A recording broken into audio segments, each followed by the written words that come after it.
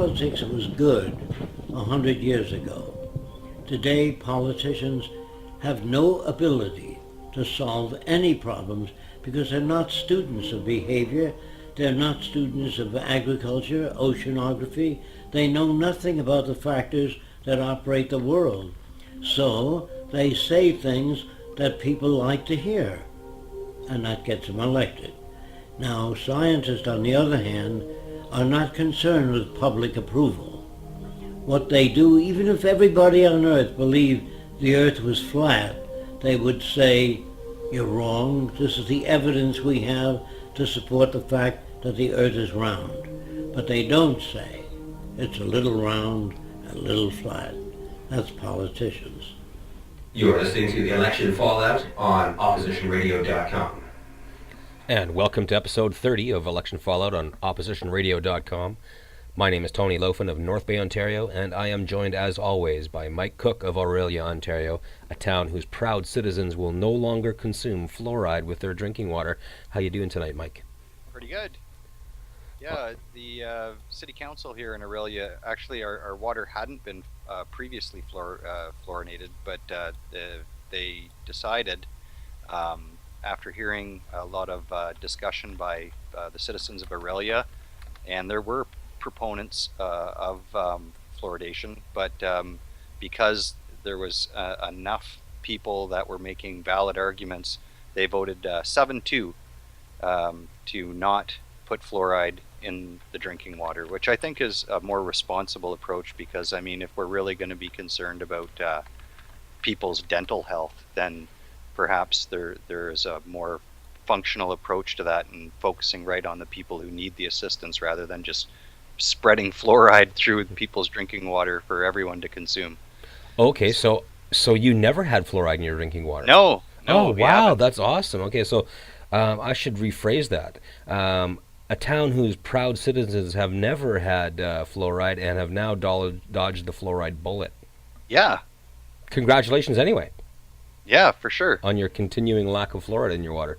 Exactly. You know, Sudbury did that. They had fluoride and they decided to stop using it.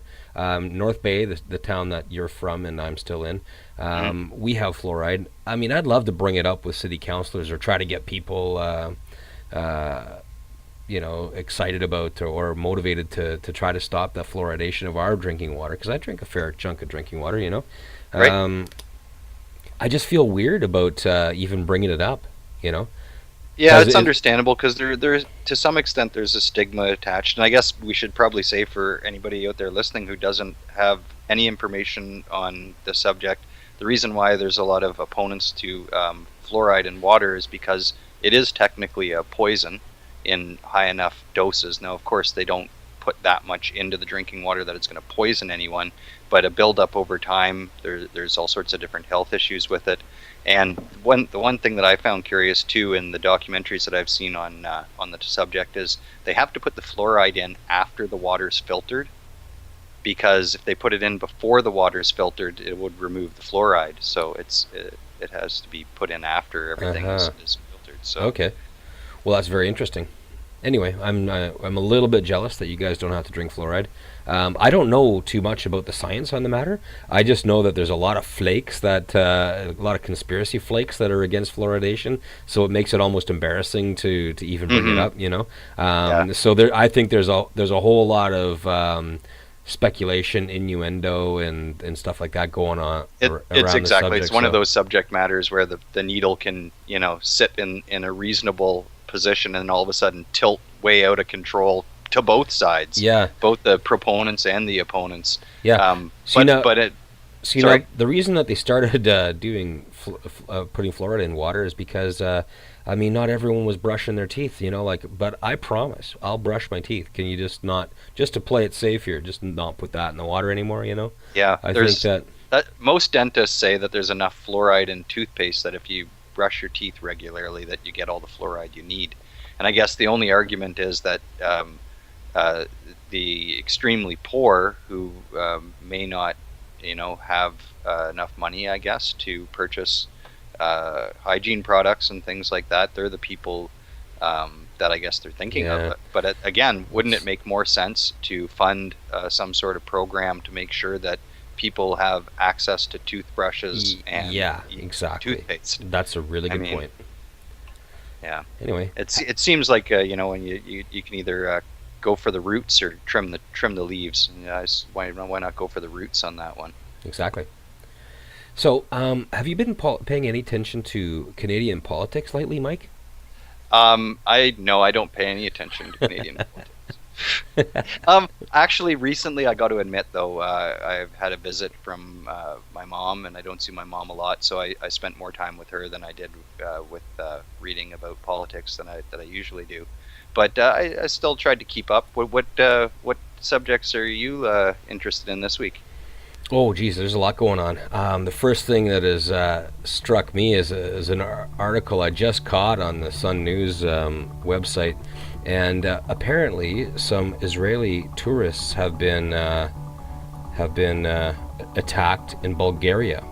Mm-hmm. Okay. Yeah, I've heard a little bit about this. Yeah, and so of course our government's response is to support the idea that Israel would be justified in quote unquote reacting powerfully against Iran.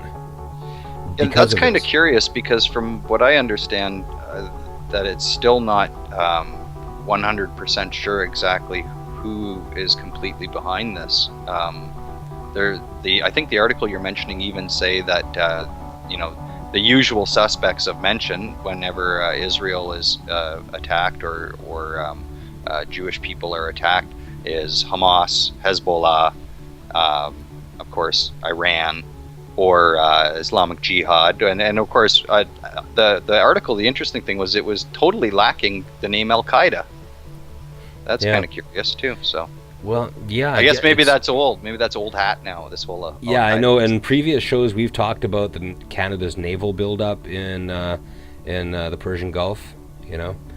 This week we've heard from Iran that they've finalized their plans to close the Strait of Hormuz in the event that there is any kind of conflagration. Mm-hmm. The United States and Russia and China, and when I say the United States, I include us. Unfortunately, we're at loggerheads in the United Nations with the other countries about what to do about Syria. Some high-level members of the Syrian government have just been killed by a bomb.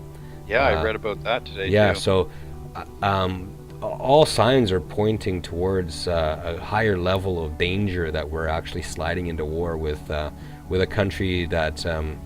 Although probably no match for NATO, is not the kind of pushover that we've been dealing with. Yeah, exactly. And given the fact that our economy is under so much stress already with, financial crisis after financial crisis and the European debt issue and bond markets just going crazy and manipulating every government in the world, I don't think we need this war, And without a doubt, the tone of the conflict in Syria has intensified, and I believe that a number of different groups have declared it officially a civil war at this point.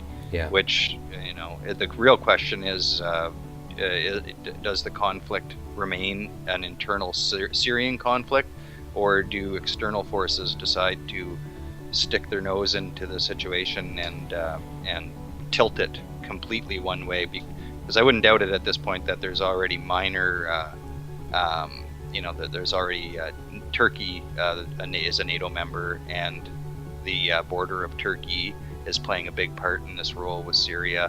So I mean, there's already a little bit of that going on, but they still haven't hit the tilt button yet. So. Yeah, I just am very, very surprised at the amount of coaxing that the right-wing media is doing in terms of preparing the Canadian mindset for war, and it's largely going unanswered, and because you'd turn around and you'd look for something in the CBC, something perhaps a little bit more balanced, but they're not really talking about it too much, Yeah, has the CBC been covering have you seen any coverage on either of those topics, the bombing in Bulgaria or the statement by Baird about Israel being allowed to defend itself? Well, you know what? I'm just Googling it right now because I literally just before the show is the first time I came across the article on Sun TV. But I'm Googling to see what the CBC is saying. And as it turns out, we do have some articles. And anyway, there is stuff online about it.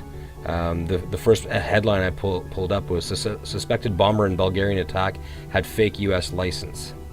Oh, okay. Okay, so, and I mean, we could read further into that, but... And the person they're accusing of the bombing in Bulgaria has been also identified as a Finnish. He has a Finnish passport and a passport from a Arab country or Muslim country. Yeah, and he did time in Guantanamo Bay, too.